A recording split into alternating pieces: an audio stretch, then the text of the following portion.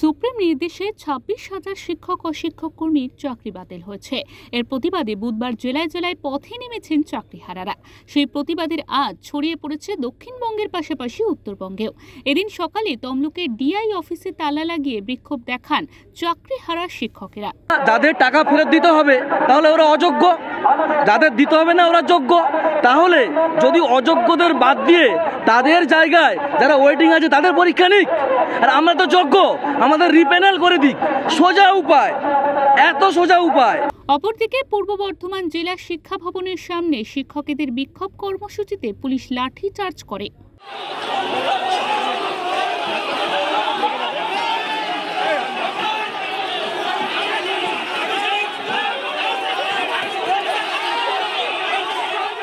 আসানসোলের সুকান্ত ময়দানের সামনে ডিআই অফিসের বাইরের গেটে বিক্ষোভ দেখান শিক্ষকেরা।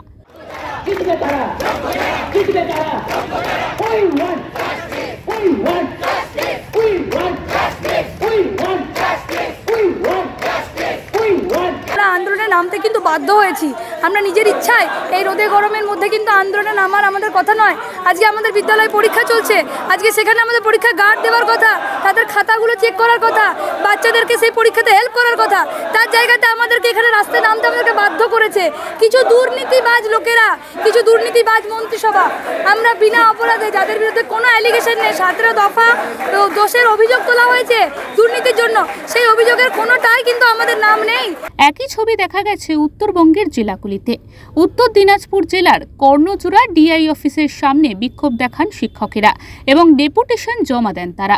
এখানে এসে আপনারা সবাই অবগত আছেন যে আমরা 2016 এসএলএসটির যোগ্য শিক্ষক শিক্ষিকা আমরা সবাই, এবং আমাদের সঙ্গে কিছু শিক্ষাকর্মীও রয়েছেন যারাও যোগ্য।